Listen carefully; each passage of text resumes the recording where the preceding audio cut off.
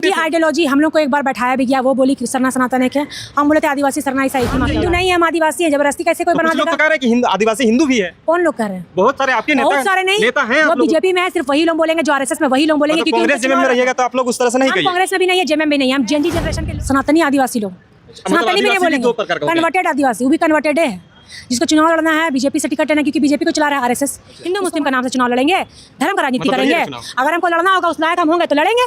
हम बेरोजगारी पे बात करेंगे, झारखंड से पलायन कैसे दूर हो उस पर बात करेंगे, महंगाई पे बात करेंगे, ये अनर्बलगल बयान देंगे। हिंदू मुस्लिम सिख ईसाई करो, ये सब भारत संविधान से चलता है, इनके बाप के बनाए हुए कानून से। एक अंतिम सवाल, कांग्रेस जनता पार्टी से जुड़ना चाहेंगे आप? जनजी का बात करते हैं तो धरातल पे उसको उतारिए, बिल्कुल जुड़ेंगे हम लोग, एकदम बहुत अच्छा। आदिवासी हिंदू हैं, सरना और सनातन एक है की बात करने वाली निशा भगत आरएसएस और बीजेपी की एजेंट है, तो सबसे बड़ा सवाल ज्योत्सना केरकेट्टा से मुंह पर ही पत्रकार ने पूछ दिया कि आप कहती हैं कि सरना और ईसाई एक है, तो क्या आप जेएमएम और कांग्रेस की एजेंट है? यानी कि ये ईसाइयों को और आदिवासियों को एक कह रही है, किस दिमाग की ये मालकिन है? और सबसे बड़ी बात कि निशा भगत पर इसने बड़ा आरोप लगा दिया है, और निशा भगत भी एक शेरनी है, और दो शेरनियों की लड़ाई अब झारखंड में होने जा रही है। नमस्कार, मैं प्रिंस कुमार सिंह, आप देख रहे हैं पॉजिटिव टॉक्स।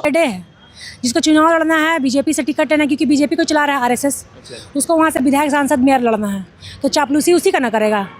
तो आपको बनना है विधायक सांसद मेयर, बनिए ना। आप समाज को क्यों बेच रहे हैं? आप समाज को कैसे बोल रहे हैं कि हिंदू कॉलम में हिंदू लिखो? क्यों लिखेंगे हिंदू? हम कुर्मी आंदोलन पूरा झारखंड में आदिवासी को इसीलिए जगह थे, वहाँ हिंदू लिखने के लिए। हम आदिवासी तो हम आदिवासी लिखेंगे। अब देखिए लोग क्रिश्चियन का डिलीट लिस्टिंग का मांग कर रहे हैं, क्योंकि क्रिश्चियन पढ़े लिखे समझदार लोग हैं, वो लोग सवाल जवाब करता है। अब हम सरना वाले लोग भी सवाल जवाब करते हैं, जवाब दे नहीं पाते हैं तो कठमुल्ली बोलेंगे, तो धर्म परिवर्तित बोलेंगे, तो क्या क्या बोलेंगे। तो ये लोग ज़बरदस्ती हम लोग को हिंदू बनवाना चाह रहे हैं। अगर आदिवासी सरना सनातन एक है, तो फिर आदिवासियों के लिए कस्टमरी लोग क्यों बनाया गया संविधान में?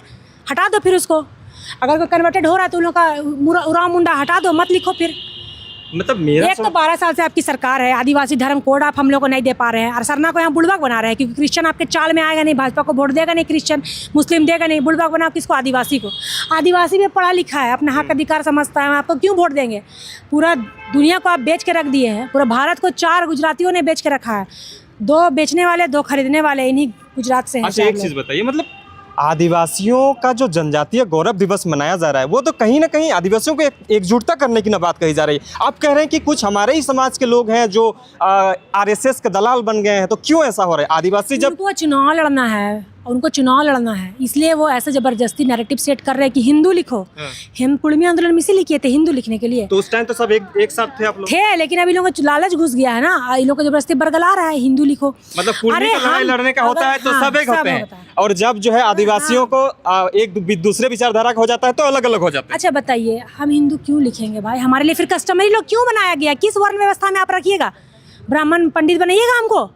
नहीं ना, हम शूद्र क्यों बनेंगे? इसीलिए तो हिंदू लिखवाया जा रहा है। हिंदू आदिवासी हो सके आने वाला समय हम हिंदू नहीं है, हम आदिवासी हैं, जबरदस्ती कैसे कोई बना देगा? लोग तो कह रहे हैं कि आदिवासी हिंदू भी है। कौन लोग कह रहे हैं? बहुत सारे आपके नेता, बहुत सारे नहीं, नेता हैं। वो बीजेपी में है, सिर्फ वही लोग बोलेंगे, जो आरएसएस में वही लोग बोलेंगे। मतलब कांग्रेस जेएमएम में रहिएगा तो आप लोग उस तरह से नहीं कहिए। कांग्रेस में भी नहीं है, जेएमएम भी नहीं है, हम जेनजी जनरेशन के लोग हैं। हम लोग सच को सच बोलते हैं, झूठ को झूठ बोलते हैं। जबरदस्ती मत थोपिए कि आप हम हिंदू है। कल मुस्लिम समुदाय बोलेगा तुम मुस्लिम लिखो, क्यों लिखेंगे? भगवान श्री राम वनवासी थे, ये जनजातीय वाले चाहते कि आदिवासी और वनवासी बने, और हम सभी आदिवासी को वहाँ से निकाल के वहाँ पे राज करे, है ना? विकास के नाम पे सभी आदिवासियों को जंगल से बाहर निकाल दे। इतना सरकार बना झारखंड में बीजेपी गवर्नमेंट, कितना आदिवासी के लिए क्या कर दिया जी? सेंट्रल में अभी है ना, आप दीजिए ना आदिवासी कोड हम लोग को। हिंदू तो है आप लोगों का, दे कोड। 40 लाख जैनी लोग हैं, उनको कोड मिला, धर्म कोड। तो हम 2 करोड़ आदिवासी को धर्म कोड क्यों नहीं मिला? आप दे कोड, सेंट्रल में आपकी सरकार है, देखिए हम कितना वाही करते हैं। और हिंदू राष्ट्रीय, भारत के मूल मालिक प्रथम नागरिक आदिवासी हैं, आदिवासी राष्ट्र की मांग करते हैं हम सेंट्रल से। आदिवासी राष्ट्र बनाइए, देखिए आपके साथ कदम से कदम मिला के हम लोग कैसे खड़े नहीं रहते हैं। ये भी सवाल आता है, आप लोग के समाज के कुछ लोग ये भी कहते हैं कि हम जो है राम को भी नहीं मानते, लक्ष्मण को भी नहीं मानते, कृष्णा को भी नहीं मानते, मतलब उन लोगों का आस्था जो है आप लोगों का नहीं है। तो वाकई में वो है कि नहीं? देखिए, मैं मुंडा ट्राइब कम्युनिटी से हूँ। हम लोग में बलि प्रथा चलता है, पूजा पाठ में शुरू से, शादी लेन देन, शादी ब्याह छठियारी में सब में बलि है। महादेव को मानते हैं हम लोग, मीना लोग मानते हैं महादेव को राजस्थान में, महाराष्ट्र में मानते हैं जादव लोग। तो इसका मतलब वो थोड़ी कि वहाँ अपना हिंदू लिखेगा, वो तो आदिवासी है भाई, आदिवासी नस्ली से होता है। माता सबरी जब जंगल में थी तो कौन थी? आदिवासी थी। लेकिन कोई मेहमान आएगा, भगवान श्री राम वनवासी थे, वो आए थे, तो मेरा काम क्या है? सेवा करना। हम सेवा किए, तो माता सबरी को वनवासी ने ना बना दिया भगवान श्री राम, वो तो आदिवासी है ना है। तो जबरदस्ती आप मत थोपिए ना, हम आदिवासी है तो उसका डिसाइड हम करेंगे कि हमको किस वर्ण व्यवस्था में रहना है। आप जबरदस्ती हमको हिंदू मत बनाइए। हम आदिवासी, हम कॉलम में आदिवासी लिखेंगे, और आपके चैनल के माध्यम से पूरे आदिवासी भाई बहनों को बोलते हैं कि कॉलम में आदिवासी कोड ही लिखें। और पूरे सेंट्रल से हम आदिवासी कोड की मांग करते हैं। मतलब आप हिंदू का विरोध करते हैं? जो लोग हम हिंदू का विरोध नहीं करते, हम जय मतलब हाँ, जो हम जय श्री राम भी बोलेंगे, जय सरना ही बोलेंगे, सत श्री अकाल भी बोलेंगे, सलाम वालेकुम भी बोलेंगे, जय जीसू भी बोलेंगे, क्योंकि हम संविधान को मानते हैं। पढ़ल लिखल लड़की है, क्रिश्चियन लोग पढ़ लिख लिया है, वोट बीजेपी को देगा नहीं। सवाल जवाब करता है, इन लोगों से जवाब देने का इन लोगों का हैसियत नहीं है। तो 2 बोरा चावल में बिकने वाली बोलता है, तो तुम 6 बोरा चावल में तुम काहे नहीं खरीद लिया था उस समय, जब तुम ऊँच नीच का भेदभाव क्यों करता था? पढ़ाता लिखाता क्यों था? हम मिशनरी स्कूल में पढ़े, हमको कभी तक कोई मिशनरी नहीं बोला कि तुम क्रिश्चियन बनो। तो ज़बरदस्ती का इन लोगों को अगर नेता बनाना है तो मुद्दा से, नया मुद्दा कोई टॉपिक लाइए, ये पलायन कैसे रोके, बेरोजगारी महंगाई कैसे दूर हो भारत से, उस पर बात कीजिए। इस पे बात नहीं कि हिंदू मुस्लिम क्रिश्चियन करके वोट लेंगे और चुनाव लड़िए, वैसा मत कीजिए। आप देखिए पूरा देश में मुस्लिम कंट्री ज़्यादा है, ईसाई कंट्री ज़्यादा है। भारत से आगे क्यों है? क्योंकि वो लोग विज्ञान को मानते हैं, साइंस को मानते हैं। लेकिन भारत में ही पाखंड ज़्यादा भरा हुआ है, जातिवाद भरा हुआ है, ऊंच नीच भरा हुआ है, अंधभक्त भरे हुए, इसलिए भारत देश कभी आगे नहीं बढ़ पाएगा। अच्छा ज्योत्सना जी, एक अंतिम सवाल रहेगा। आप ही के साथ कुर्मी आंदोलन में दिखने वाले निशा भगत जी, उनको भी जो है निमंत्रण मिला है, जो जनजातीय गौरव दिवस मनाया जा रहा है, तो आप क्या कह रहे हैं कि वो उनको जब दिया गया है, वो उनका सपोर्ट कर रही? हमने सोशल मीडिया हैंडल पे देखा कि उन्होंने उसका तारीफ कर रहे हैं कि ठीक है भाई, हम लोग का आदिवासी को एक डेट लिस्टिंग खाली क्रिश्चियन का नहीं, डेट लिस्टिंग जितने भी परिवर्तन हुए आदिवासी समाज से फिर सबका हो। सिर्फ 2% ईसाई का क्यों हो? क्योंकि पढ़े लिखे समझदार हैं।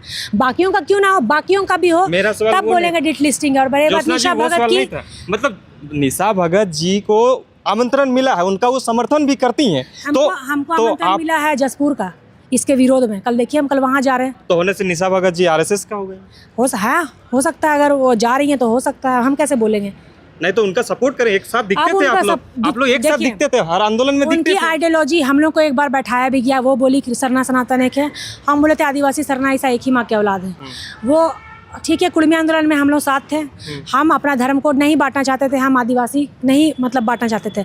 लेकिन वो अब हमको बोले कि हिंदू बनो, या फिर कोई हमको बोलेगा मुस्लिम बनो, तो हम नहीं ना बनेंगे। हम आदिवासी ही बनेंगे। उनका अपना आइडियोलॉजी है, मेरा अपना है, हम उसका में हस्तक्षेप नहीं करते, वो मेरा में हस्तक्षेप नहीं करती। उनको आरएसएस बुलाया है, बहुत अच्छी बात है। हमको भी कल जसपुर बुलाया है छत्तीसगढ़, तो हम वहाँ जा रहे हैं। हमको जो बोलना होगा बोलेंगे। अब यहाँ पब्लिक जो सच्चाई है उसको एक्सेप्ट करेगी, और जो बुड़बक रहेंगे वो बुड़बक बनेंगे, बात खत्म। मतलब आदिवासियों में भी आप कुछ लोग ऐसे हैं जो बुड़बक आप कहना चाह रही हैं, उन लोग भी मैं कहना नहीं चाह रही हूँ, ऐसे कुछ नैरेटिव सेट किया अंधभक्त लोगों ने, जिसको चुनाव लड़ना है। फिर मैं बोल रही हूँ, जिसको विधायक सांसद बनना है, आपको नहीं लड़ना है चुनाव? हमको लड़ना है तो हम धर्म भगवान बिरसा मुंडा का नाम से और श्री राम का नाम से नाम ले लेके चुनाव लड़ेंगे। हिंदू मुस्लिम का नाम से चुनाव लड़ेंगे, धर्म का राजनीति करेंगे। अगर हमको लड़ना होगा, उस लायक हम होंगे तो लड़ेंगे। हम बेरोजगारी पे बात करेंगे, झारखंड से पलायन कैसे दूर हो उस पर बात करेंगे, महंगाई पे बात करेंगे, ये अनर्बलगल बयान देंगे। हिंदू मुस्लिम सिख ईसाई करो, ये सब भारत संविधान से चलता है, इनके बाप के बनाए हुए कानून से। एक अंतिम सवाल, कांग्रेस जनता पार्टी से जुड़ना चाहेंगे आप? जैन जी का बात करते हैं तो धरातल पे उसको उतारिए, बिल्कुल जुड़ेंगे हम लोग एकदम। बहुत अच्छा इन लोगों का हालत खराब करके रखा हुआ है।